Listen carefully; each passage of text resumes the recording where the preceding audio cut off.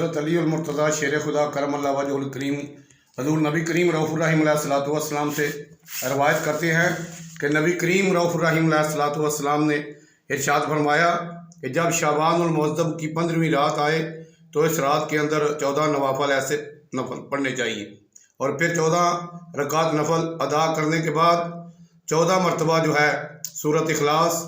قل هو اللہ احد، اور 14 مرتبہ سورۃ فلق، اور 14 مرتبہ سورۃ ناس، اور ایک بار آیت الکرسی تلاوت فرمائی، اور ایک بار آیت نمبر 11 سورۃ توبہ کی آیت مبارک جو ہے لَقَدْ جَاءَكُمْ رَسُولٌ مِّنْ أَنفُسِكُمْ عَزِيزٌ عَلَيْهِ مَا عَنِتُّمْ حَرِيصٌ عَلَيْكُمْ بِالْمُؤْمِنِينَ رَءُوفٌ رَحِيمٌ، یہ تلاوت فرمائی، ایک بار آیت الکرسی، اور یہ جب تلاوت فرما لی، یہ عمل کر لیا،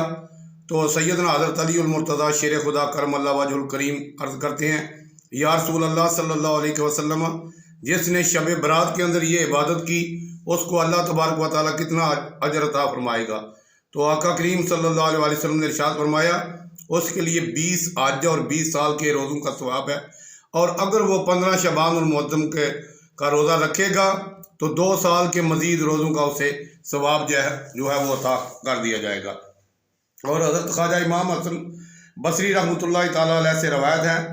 آپ ارشاد فرماتے ہیں کہ رسول اللہ صلی اللہ علیہ وسلم نے ارشاد فرمایا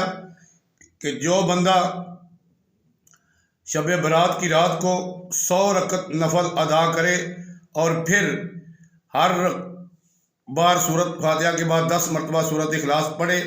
اللہ تبارک و تعالیٰ 70 مرتبہ اسے نظر رحمت سے دیکھتا ہے، اور ہر مرتبہ دیکھنے سے اس کی 70 حاجتیں پوری فرماتا ہے، اور سب سے ادنا حاجت جو ہے وہ اس کی بخشش ہے اور مغفرت ہے۔ اللہ تبارک و تعالیٰ ہم کو شب برات ساری رات عبادت کرنے کی توفیق عطا فرمائے۔